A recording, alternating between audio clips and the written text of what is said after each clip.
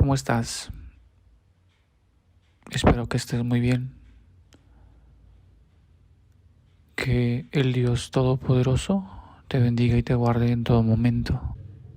Hoy, en esta primera charla, quiero invitarte a reflexionar sobre lo que significa ser disidente,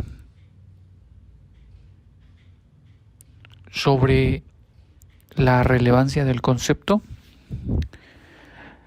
y también sobre la forma en cómo se ha abordado el tema dentro de la corporación adventista, donde se ha acuñado el término disidente para descalificar a las personas con criterio propio y un pensamiento crítico que ya no se compran el discurso oficial de los líderes de la organización, y cómo eso no únicamente debe impactar nuestra vida dentro de la organización para reflexionar sobre lo que está pasando ahí, sino lo que está pasando también en el mundo. Porque la corporación adventista, o sea, la iglesia adventista que se encuentra establecida de forma oficial ante el mundo, lo único que hace es absorber todo lo que el mundo ofrece. Cuestiones banales, ideologías, todo eso que el mundo ofrece, la organización lo absorbe sin pestañear, cuando debería ser totalmente diferente. El impacto no debe venir del mundo hacia la iglesia, sino la iglesia debe enseñar lo que Dios nos dijo que mostráramos al mundo. Si nos vamos atrás en el tiempo, cuando Dios llamó al pueblo de Israel para que fuera una luz en el mundo, lo hizo en ese mismo sentido. Y eso iba desde la posición geográfica donde Dios llevó al pueblo de Israel y lo estableció en Oriente Medio. Dios, al llevar a Israel a Oriente Medio, entre lo que es Líbano, Siria, Jordania, Egipto, tenía un propósito específico. En la antigüedad, esa era una zona de paso obligada para los comerciantes, y al llevarlo a ese sitio, el objetivo era que todas las personas que por ahí transitaban pudieran conocer al pueblo de Dios y pudieran llevar a cabo, pudieran conocer al pueblo de Dios y llevarse ese mensaje que el pueblo de Israel tenía. Lejos de eso, el pueblo de Israel optó por abandonar todo lo que Dios le había dado: las leyes, las normas, principios de vida, familiares, normas de conducta, régimen alimenticio. Todo eso lo abandonó. Vino el Hijo de Dios y terminó muerto a manos de su propio pueblo. Algo muy similar, lo mismo, exactamente lo mismo está pasando hoy día con el pueblo que Dios había llamado a convertirse en un estandarte, ¿no? En un faro que alumbrara el mundo. No lo está haciendo. El pueblo adventista, que por ahí de los años 1860 decidió organizarse, darle paso a la organización para poder transitar en el mar de iglesias que existían o movimientos que existían en aquellos años. Transitó hacia la organización, se instituye como tal, pero terminó abrazando conductas mundanas, tal cual lo hizo el pueblo de Israel. ¿Y qué está pasando ahorita? A las personas ¿qué pasaba en el pueblo de Israel? ¿Qué ocurría en el pueblo de Israel con los profetas, con los mensajeros que Dios enviaba a Israel a que amonestaran, a que señalaran el error, el pecado? Los apedreaban, los mataban, los expulsaban. ¿Qué pasa hoy día cuando estás dentro de la organización y cuestionas y cosas tan básicas como qué hacen con el diezmo? ¿Cuánto gana un mal llamado pastor dentro de la organización? ¿Por qué mantener la secrecía en cuanto al salario que perciben? ¿Por qué no se preocupa sobre cambiar la alimentación? Es más, si tú empiezas a enseñar cuestiones sobre régimen alimenticio, existe inmediatamente un señalamiento de parte de los líderes, ¿no? Es algo realmente preocupante, algo triste, que la gran mayoría de las personas que asisten a esas iglesias no son conscientes de la realidad que está pasando. ¿Y por qué ocurre eso? Porque se adaptaron a una rutina de ir cada 8 días a la iglesia, porque ya ni siquiera se asiste entre semana, en el peor de los casos. O sea, es ir simplemente cada 8 días, estar en el servicio de la mañana. Ya no estudias la Biblia, únicamente hables tu lección de escuela sabática, la repasas y ya está. Se ha creado una forma de pensar en que todo basta únicamente con leer la lección de escuela sabática y se acabó todo. Es esto que menciono de que la escuela sabática es como el punto de partida para los adventistas. Es verdad, porque puedes ir a cualquier iglesia y la gran mayoría, hay sus excepciones, claro, la gran mayoría toma como referencia el estudio de la escuela sabática como para poder determinar en qué condición está su vida espiritual. Puedes hacer cualquier otra cosa durante la semana, pero con que estudies tu escuela sabática todo está bien. O con que asistas únicamente el sábado te vas a salvar y ya está. No funciona de esa manera.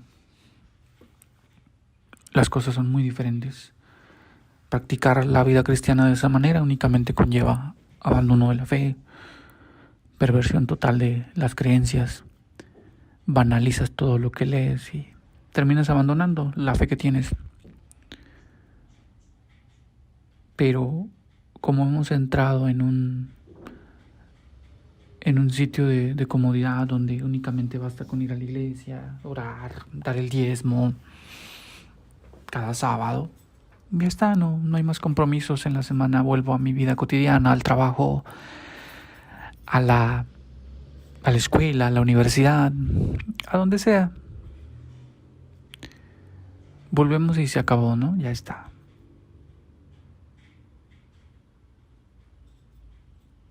A eso nos han llevado. A eso hemos llegado. La mayor parte de la feligresía está dormida. Hay unos cuantos que permanecen despiertos. Otros están despertando. Y cuando hay un despertar, algo inevitable sucede. Viene el choque. La luz no puede existir con la oscuridad. Y evidentemente quienes mantienen el control del aparato burocrático, del aparato de poder y señalamiento en la iglesia adventista, son los líderes, los pastores, toda esa mafia religiosa que mantiene secuestrada a la organización. ¿Qué es lo que pasa? Como en los últimos años han proliferado personas que han despertado y han empezado a alzar la voz en las distintas iglesias.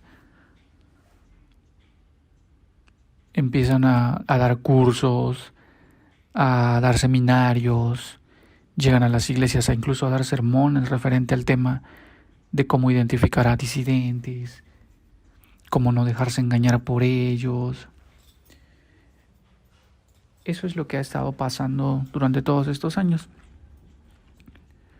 Tienen un control férreo sobre la feligresía y pues es una feligresía bastante fácil de controlar, ¿no?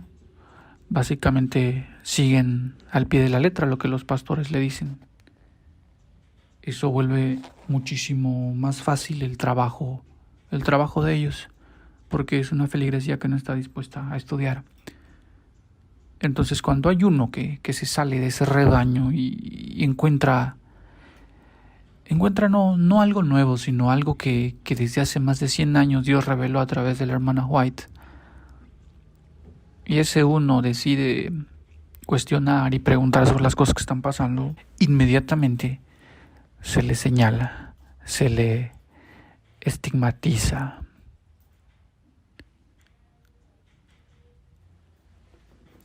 No se le da derecho a réplica, únicamente se le descalifica. Se le descalifica sin argumentos. Únicamente se ataca a la persona. Y nunca existe un debate. Nunca existe un intercambio de ideas. Nunca. Nunca lo hacen los pastores, los líderes divisionales, nunca lo hacen ellos. Y no lo van a hacer porque saben que si se sientan a debatir o a discutir temas de esa índole, van a salir perdiendo y van a quedar muy mal parados. Porque lo que uno cree, lo que uno lee y descubre que siempre ha estado ahí es realmente lo correcto. Y ellos lo ocultan. Y saben que si se presta un debate es algo que se va a hacer público y eso va a provocar que haya gente que despierte. Porque es cierto, aunque exista un debate y sea público y se muestre en evidencia, va a haber gente que siempre va a permanecer en la oscuridad, en el aburrimiento, en cuestiones que no va a querer salir de ahí jamás. Pero mucha gente va a despertar. ¿Y eso qué conlleva? Que los pastores queden en evidencia. Los mal llamados pastores, porque en realidad no lo son simplemente administradores de un negocio. Quedan mal parados, pierden privilegios, reduce la cantidad de diezmos.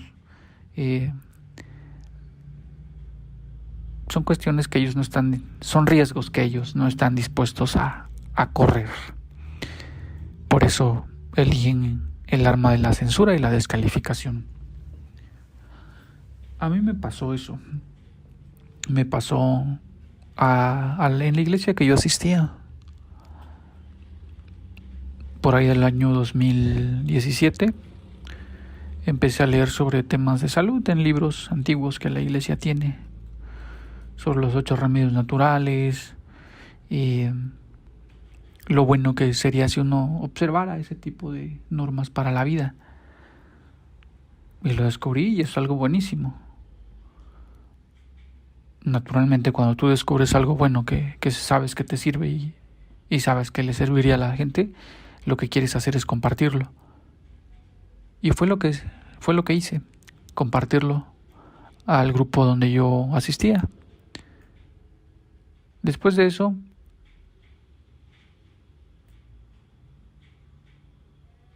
empecé a levantar sospechas en los líderes religiosos por las cuestiones que yo enseñaba y las cosas que yo decía.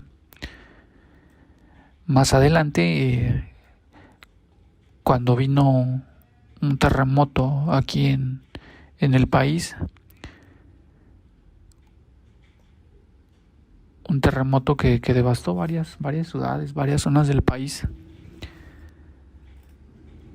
En un grupo de WhatsApp que se tenía de la iglesia en la que asistía, hice un comentario de que deberíamos prepararnos porque la crisis es inminente. Inmediatamente después de que publiqué ese mensaje, el pastor de la iglesia refuta diciendo que hay que tener cuidado a las personas alarmistas. Y cita nombres como al pastor David Gates y varios otros. Yo lo refuto diciendo que, o le respondo más bien diciéndole que respeto su opinión, no la comparto. A partir de ahí vino un rompimiento, me escribe en privado, me dice que le había faltado al respeto. Pues, en ningún momento se le falta el respeto si no estás de acuerdo con una opinión, ¿no? Pero un pastor de estos que viven en la organización a rajatabla van a considerar falta de respeto siempre el hecho de que no aceptes lo que ellos te dicen, porque están acostumbrados a que todo el mundo le diga que sí, a que todos respondan asintiendo la cabeza, que no cuestiones nada de lo que dices, porque si los cuestionas ya estás mal en la iglesia. Y las cosas no son así, la realidad es totalmente diferente. A raíz de eso fui boletinado. Ese mismo pastor envió fotos mías a todos los líderes de las iglesias del distrito a donde yo acudía. Fotos mías donde estaba yo con gorra, con camisa, sin camisa, identificándome ahí como disidente, que yo enseñaba temas de salud, cuestiones de esa índole. Me enteré ya mucho después de que eso estaba haciendo. Acudí después a la iglesia porque me llamaron y platiqué con uno de los supuestos ancianos de la iglesia donde aclaramos las cosas. Él dijo que iba a enviar un mensaje disculpándose el pastor después de esa charla dijo que iba a enviar un nuevo mensaje donde decía que todo había sido un malentendido y que antes de enviar ese mensaje me lo iba a hacer llegar a mí para que viera que efectivamente se iba a enviar. Estamos iniciando el 2023 y hasta hoy día nunca recibí ese mensaje y realmente ya nunca me interesó si lo enviaba o no. Pero ese es el modus operandi, ¿no? Nunca hubo un diálogo frontal porque en la charla que se tuvo únicamente se tocaron temas irrelevantes. Únicamente se me cuestionaba si yo escuchaba a determinados pastores. Se me dijo que yo dejara de creer en cosas que yo creía, que dejara de hablar como hablaba, que dejara de enseñar lo que enseñaba, que dejara de enseñar sobre salud. Vaya, estaban pidiéndome que dejara de ser adventista prácticamente. Y es algo que yo no toleraré nunca. Tiempo después me enteré que creo que ese pastor había abandonado la obra. ¿Quién sabe qué habrá pasado, no? No se volvió disidente, claro está. Creo que fue por alguna falta administrativa que hizo. Bueno, ya no me concierte, no eso, pero bueno, es algo que a mí no me incumbe. Al final del día, sobre nuestras acciones, todos rendiremos cuentas ante Dios. Y efectivamente, querido amigo, querido hermano, querido disidente, quien te habla, también es un disidente.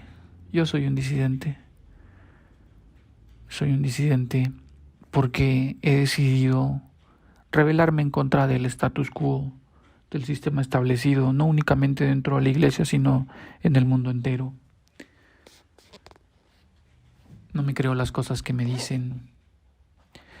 No creo lo que la televisión repite, las cosas sin sentido que se pueden ver en redes sociales, en YouTube, Facebook, Instagram. Esta plataforma que está envenenando la mente de tantos jóvenes, ¿no? Como es TikTok. No creo lo que enseñan los pastores del adventismo, porque ellos forman parte de un sistema religioso institucional que lo único que busca es mantener esa organización para seguir lucrando a través de ella. Pierde de vista lo esencial que es anunciar que Cristo viene, dar ese mensaje para este tiempo. Y efectivamente y si tú pretendes señalar que hay cosas malas ahí, vas a ser señalado como disidente. Y yo sé que, al igual que yo, hay muchas personas en el mundo que pasaron por lo mismo. Antes de eso, a lo menos yo creía que no había personas, o que había unas cuantas que tal vez pensaban lo que yo, pero que no éramos muchos.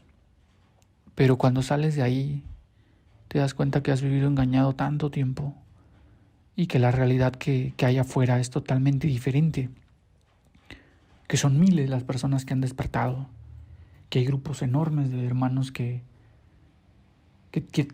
han recibido este mensaje. Son grupos enormes de hermanos que han recibido este mensaje diferente del régimen alimenticio, de la crisis que es inminente, de que si te sales de la iglesia no te vas a perder, porque nos envenenan en la mente diciendo que si te sales de la iglesia adventista te vas a perder, y eso es falso. Eso es totalmente falso. Te coercionan a través del miedo. Son tácticas netamente católicas. Evidentemente, la institución adventista está infiltrada por jesuitas católicos. Es una discusión que más adelante podríamos tener.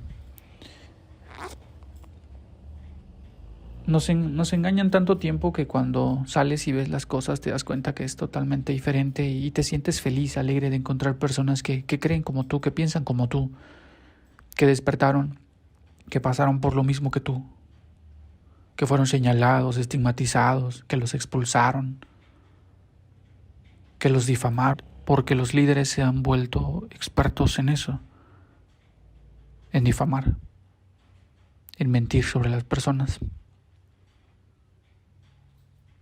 El pago al final del día para ellos va a ser terrible también. Dios al final de los tiempos, cuando venga, vendrá por un pueblo adventista, no por una iglesia. Un pueblo adventista que se va a formar por adventistas que estén en la iglesia, adventistas que están en los pentecostales, en los mormones, en la iglesia católica, gente sincera que cree su fe, pero que al final del tiempo, o en este tiempo de crisis que ya estamos viviendo, van a escuchar la voz de Dios y van a venir.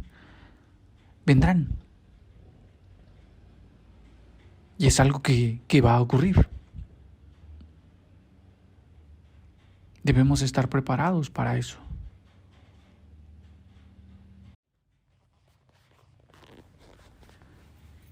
Muchas veces nos dicen, si abandonas la iglesia, te vas a perder. Es una doctrina totalmente católica, ¿no? El conflicto de los siglos nos dice cómo engañaba la iglesia católica al mundo de aquella época, con los mismos argumentos. No, querido amigo, si abandonas la iglesia adventista no te vas a perder. Al contrario, vas a vivir mucho mejor abandonando la iglesia, pero no abandonando la fe adventista, que es algo muy diferente. Jamás abandones la fe. Nunca abandones la fe. Nunca dejes de creer en el espíritu de profecía, en los 10 mandamientos. Nunca dejes de creer en nada de eso, porque es el mensaje de Dios para nuestro tiempo. Prepárate. Que te llamen disidente, que te llamen trasnochado, que te llamen fanático. No te sientas triste, avergonzado. Son miles de personas que están despertando, no estás solo. Son muchos los que han abierto los ojos y han descubierto el mensaje de la verdad que nos han ocultado durante años. Y si te llaman disidente, no tengas miedo. No tengas miedo a que te llamen disidente. El primer disidente fue Jesús. Vino al mundo en una época en que el sistema religioso judío dictaba las normas de la organización, de la vida político, social, económica de aquella época. Y vino el Mesías, Jesús, el Hijo de Dios, y fue rechazado. Lo señalaban de que no enseñaba la doctrina correcta, que no se apegaba a los cánones de la institución, que no respetaba al Sanedrín, a los sacerdotes de aquella época. Lo intentaron apedrear, lo corrían, conspiraban contra ellos y al final del día lo mataron. Él fue el primer disidente, el más grande disidente, y ese es nuestro ejemplo. Ese es mi ejemplo. El Hijo de Dios fue el primer gran disidente y nosotros debemos seguir su ejemplo. No tengamos temor.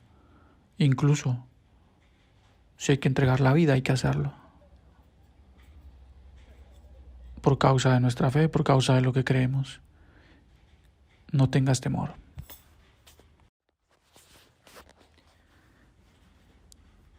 Y en donde sea que me estás escuchando, quiero que sepas que quien te habla también es un disidente adventista.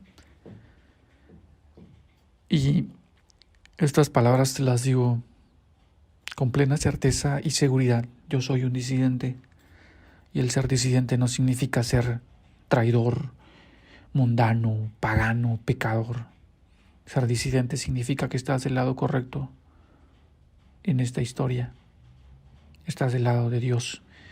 Estás del lado de aquellos mártires que entregaron su vida a causa de su fe y que estás dispuesto a todo por defender ese mensaje.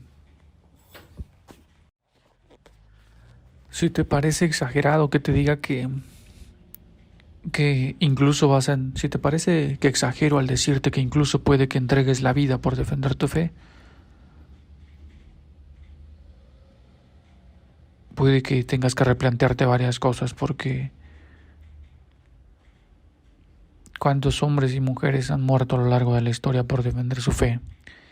Lutero, Esteban, el apóstol Pablo, Pedro, tantos otros que entregaron todo lo que tenía y no consideraron valiosa su vida, todo por defender lo que creían. Ánimo, no estás solo, Dios está contigo. Hay muchos que hemos recibido este mensaje, hay muchos que creemos que todo está mal y que Cristo viene pronto y que hay que cambiar esto. ¿Creemos que Cristo viene pronto? No estás solo. Dios está contigo y hay muchos que hemos decidido, y hay muchos que hemos despertado y creemos este mensaje, lo creemos firmemente y lo seguimos. Y estamos dispuestos a darlo todo por seguir a Dios. No somos fanáticos, pero sí somos disidentes. Querido disidente, donde sea que te encuentres, que el Dios del sábado te bendiga.